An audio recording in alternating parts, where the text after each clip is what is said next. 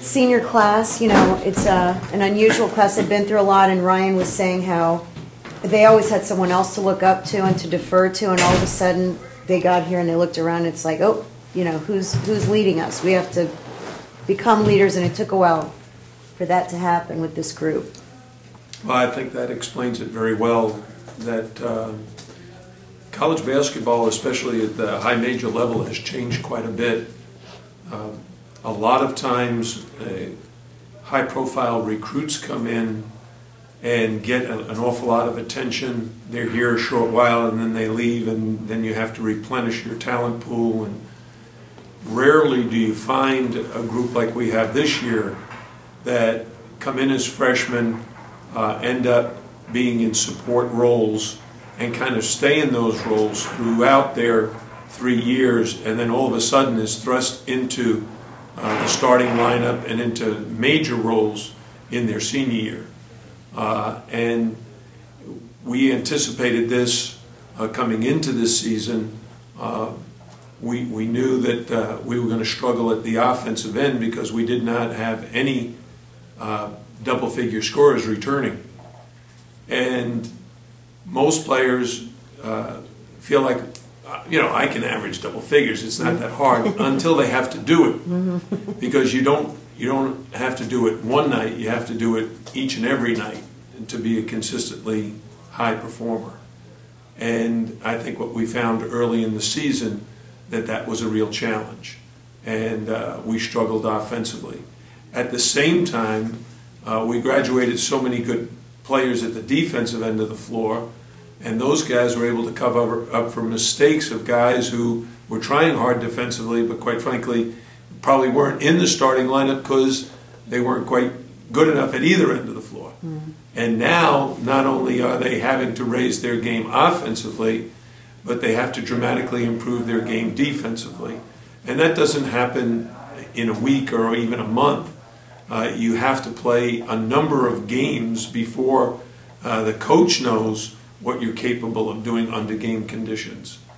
And in addition, we had guys who were injured, guys like Darius Adams, who were coming off of a 2-year injury bug, and it was going to take him a while to get rid of the rust from the 2 years he had sat out. So we had a lot of obstacles, but this team has shown to be very resilient. It's worked hard every day in practice to try to improve at both ends of the court. And our seniors have stepped up, especially in the closing weeks of the season. They seem to be playing with a great deal more confidence and playing better and better together as a team. You mentioned resiliency. Overall, I mean, have you ever seen a group that's had to experience as much as these guys did, between the coaching change, the NCAA, the run last season, and this year losing so many of their teammates?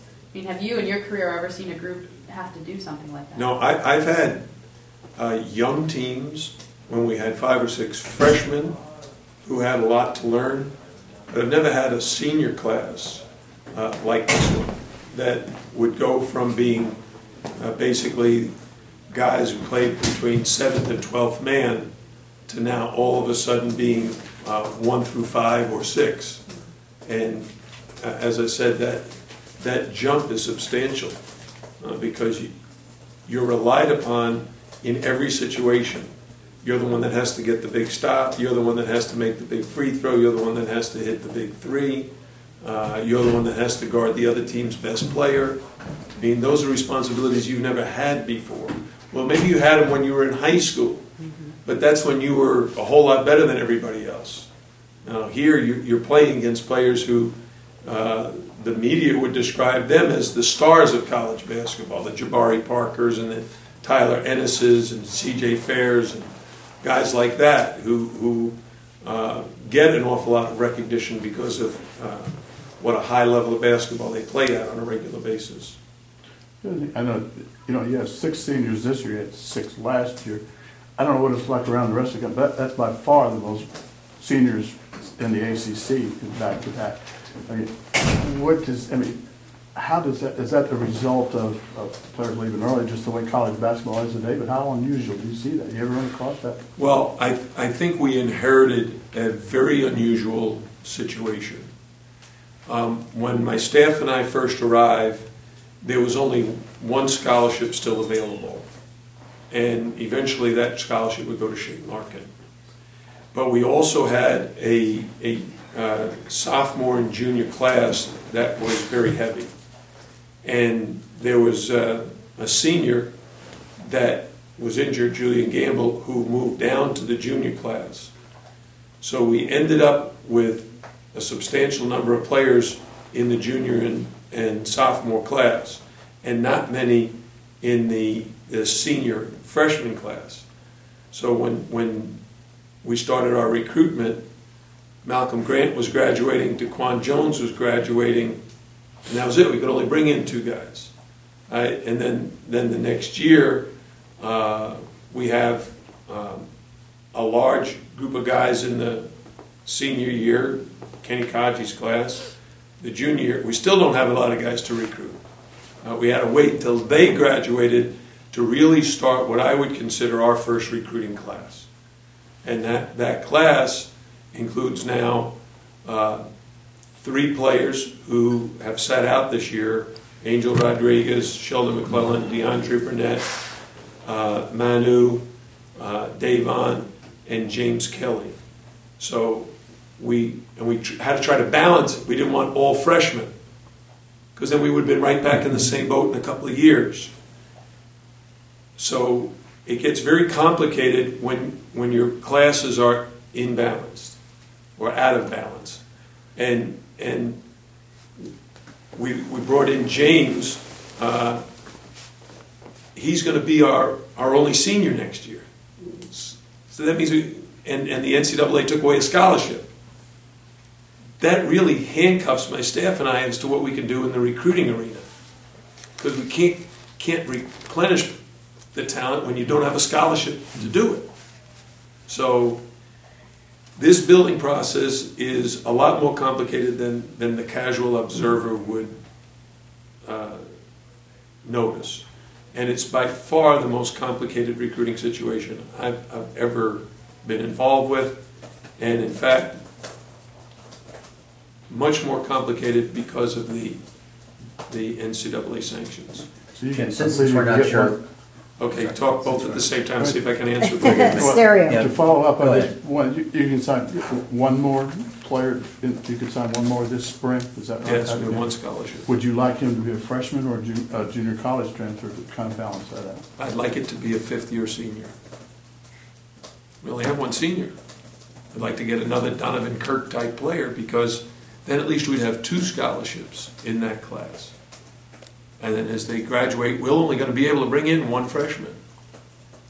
So that's 50% of, if we normally would have 2, 50% of our recruiting class is wiped out.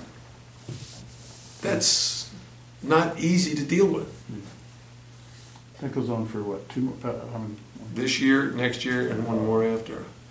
Jim, since we're not sure how many more press conferences we'll have in this room this year, would you mind talking Why do about you say that? Well, ACC tournament next week. You're all traveling, I guess, And Tuesday or then Wednesday. March Madness. And Well, I hope go, something follows next week for sure. We go all the way to April. Exactly. Would you mind talking a little bit about the kids you have signed, Newton and USADA, just the skill set they have since they're signed? I guess Amy says you can talk about them, right? Yeah. Yeah. Okay. What we were trying to do is build a team. And once you've got a good team, then you build the program. But it goes in stages, and you first have to lay the foundation. And last year's championship caliber team gave us enough exposure that recruits started to recognize our style of play and what we were trying to implement. And they liked it. They liked all the ball screening that we did. They liked that we got up and down the court with Duke and Carolina, scored 90 points, and thought, hey, this is an exciting way to play. So we were able to go out and market that in the recruiting process. And the first thing we needed to do was get a point guard, because by the time the season was ending, we knew Shane was now leaving, and Angel Rodriguez had expressed his interest. So we got a commitment from Angel Rodriguez and Sheldon McClellan and we knew in all likelihood they both would sit out. We were also looking to become the best ball screen, pick and roll, pick and pop offensive team in the country, because every kid that we speak to wants to play in the NBA. And you have to have a style of play that will prepare him for that. Shane Larkin was a first-round draft choice in part because of our style of play, because he got a chance to showcase his ball skills, his ability to use ball screens to either score or create shots for somebody else. So going into this year, we knew we were going to need size, because Raphael was graduating. We brought in Donovan Kirk. We knew he'd be graduating. Eric Swope would be graduating. So we looked for big guys, and we were looking for guys who we thought could play inside and outside. Omar Sherman is 6'8" or 9", weighs 250 pounds. He has a beautiful, soft, left-handed shooting touch from three-point range, kind of like a Kenny Kaji. He also has a nice low-post, left-handed jump hook game. And we felt like as he got bigger and stronger, not bigger in terms of weight, but just stronger, he could be a force offensively, but also a very good serviceable rebounder.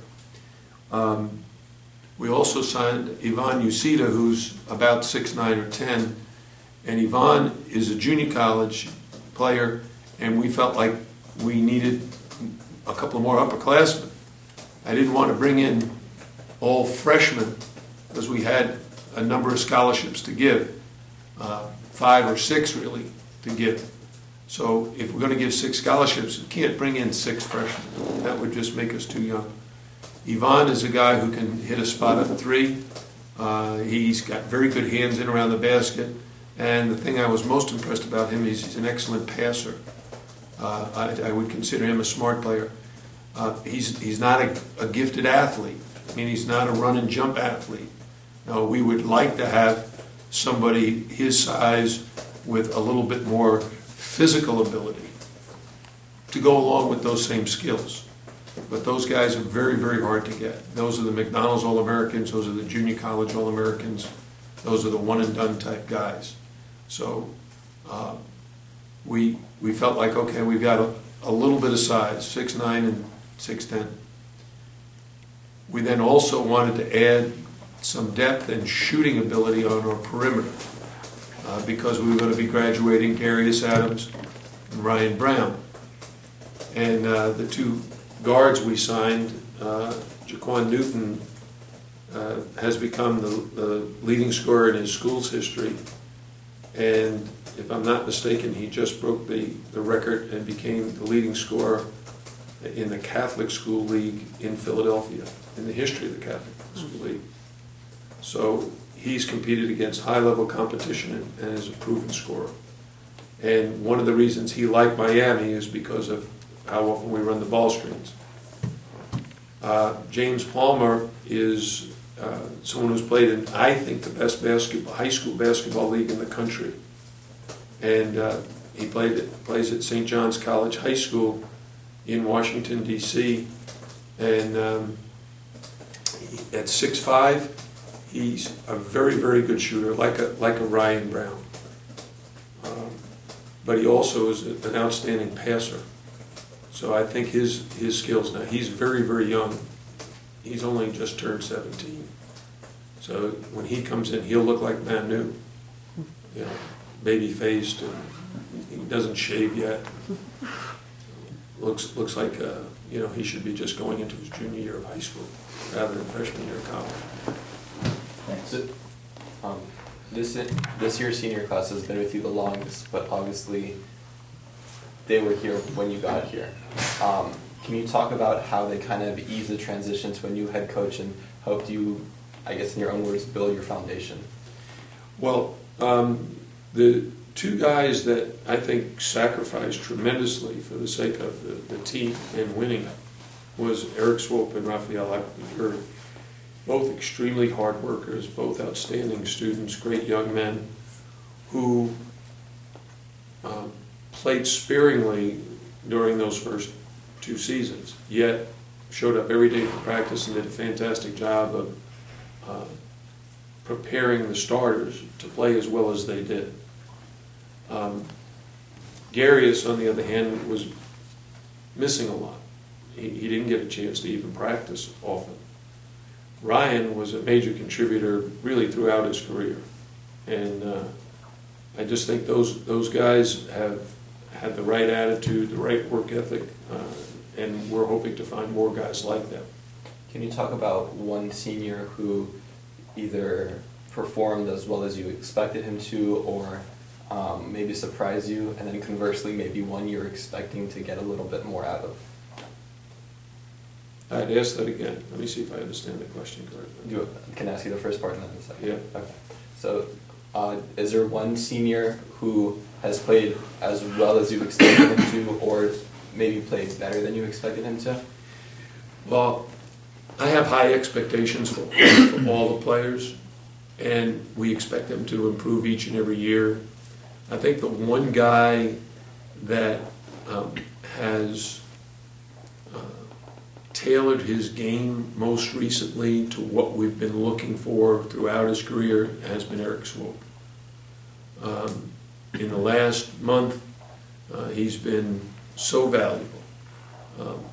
He's been attacking the basket, using an assortment of layups to really put pressure on the opponent's defense. He's defended very hard and very well. He's rebounded well for an undersized guy. And quite frankly, I wish I had played him more earlier. Maybe we could have gotten more from him if he had gotten more playing time. But in the last month, he's been a real pleasant surprise. Why do you think that it took this long? I mean, you weren't here earlier than that, but what do you think it was about him or his game that coaches, you and the previous staff, didn't play him more? Why did it take so long to see what he has? We had a lot of other good players. Yeah. You know, Kenny Kaji, he wasn't going to be okay. If Kenny Kaji was on the team now, he'd be starting at the 4. Right. And it's not. When I was at Bowling Green, my son Jay's best friend was a guy named Javier Crespo. And Javier came into my office one day and said to me, "Coach, how am I practicing?" I said, "You're practicing great." He said, when I get into games, how do you think I'm playing? I said, "You're playing great." And he said, "Well, Coach, why don't I play more? I'm playing like 5 minutes a game." And I said, "Well, the kid in front of you, Anthony Stacy, is like the best player in school history." And Anthony Stacy went on to become the leading scorer in school's history, 5th leading rebounder in school's history, and player of the year in the league. So some of it just has to do with who you're competing with. Yeah. It's not bad luck. I mean, you want to be on a good team. I think Eric is really happy that we won a championship last year, and he was a big part of it. But the guy who was in front of him was just better than him. And you're trying to win. So even though a guy is good, you don't say, "I like him, so we're just going to play him more." No, you try to win the game. And I like all the guys, but I'm going to play the guys I think can win. Now, this year we started out, Donovan Kirk was playing the best. So we started out Tanya and Donovan. And then Ryan and Garius weren't shooting the ball very well. And the next best shooter was James Kelly. So James got a lot of playing time at that time because he was making some jump shots. He was making some threes. Eric doesn't do that. So we're trying to spread the defense out and make them have to come out so we can go to the basket a little bit more. So James was the choice. So it wasn't that Eric was playing badly. We just felt like we needed more shooting. Once Ryan and Gary started scoring in double figures on a consistent basis in January, you got to go back to November, December. Do we remember what they were shooting? Do you remember me saying, Ryan's always not shot the ball well early. So once Garius and Ryan started to shoot the ball, we got more points from our guards. Manu playing a little bit better. All right, now somebody like Eric plays a more valuable role because now he can get to the rim. Because why? Because the defense is spreading out a little bit more. Why? Because we're making some shots. Oh, and that's why I tell the players all the time, players always want playing time. What I tell them, the whole key is playing well. Because when you play well, you earn more playing time. And if a guy scores 14 one game and gets 2 the next, I'm like, well, which guy is it going to be this third game? Right? Tanya's a perfect example. You weren't at the game the other day, were you? No. At home, on the road at NC State?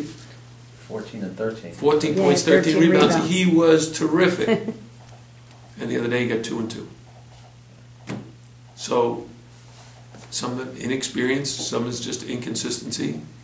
The better players play more consistently well. The goal, obviously, is to do what you did last year, next weekend, and win the tournament. But if that doesn't happen, would NIT, should you get it, be meaningful for you this year? We're not in the running for the NIT. Okay, because? Because of the criteria for the NIT. What would omit you, because you could be 500 or above? Well, it has nothing to do with Okay. your record now. It has to do with your RPI. It's selected just like the NCAA tournament. Mm-hmm. So the moment all the at-large bids are taken, those 37 teams are chosen, the next group of teams are going to be the ones that make up the NIT field. With one exception. Anybody who wins their regular season championship but does not win their conference tournament championship, they're automatically in. So your RPI is too low? Our RPI is not good enough. No, okay. So any other postseason options? There's another tournament.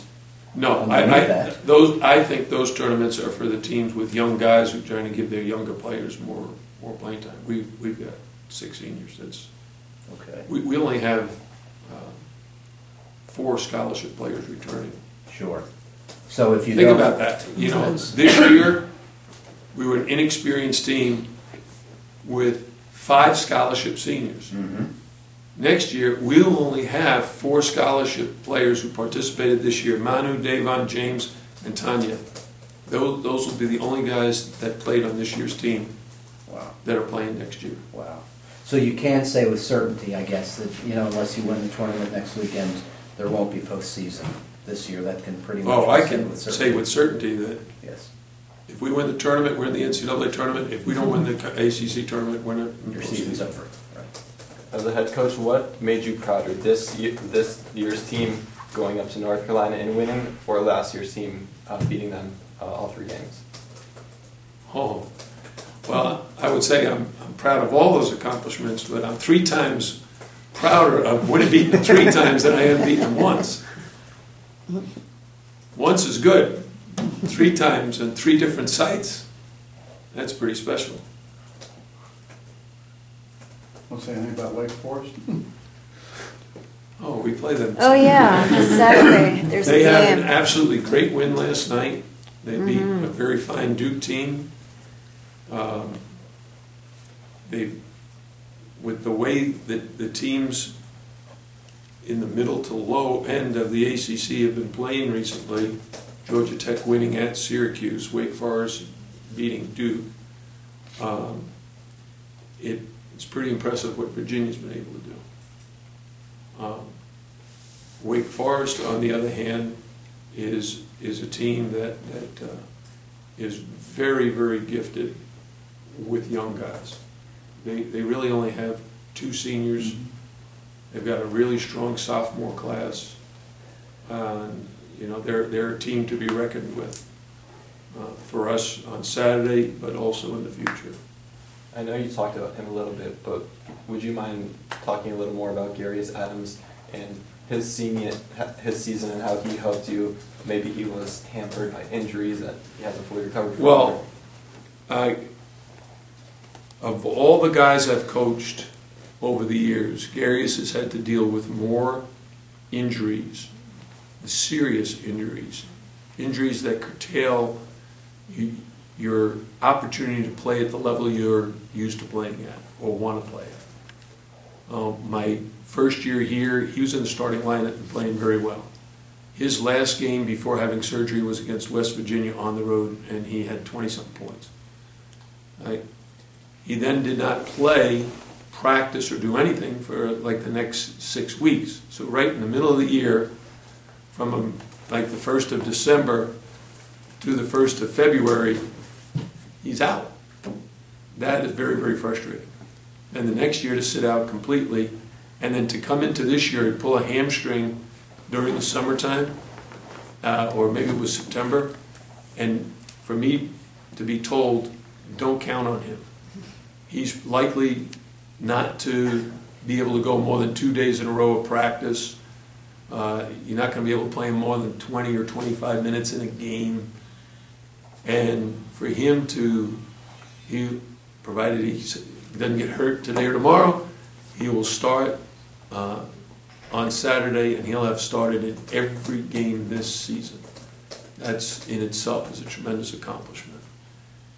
Then to be asked to play 3 different positions just about every game. He plays the 1, he plays the 2, he plays the 3.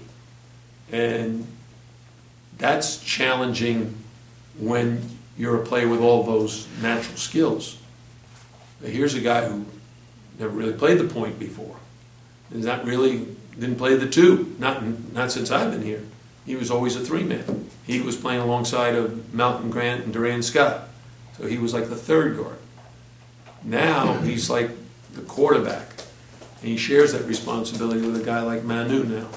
We've moved Davon Reed off the ball because he's wanted him to get more shots. But Garius has done a great job this year. He's had to overcome an awful lot of adversity in his career. Thanks, everybody. Thank you. Thanks.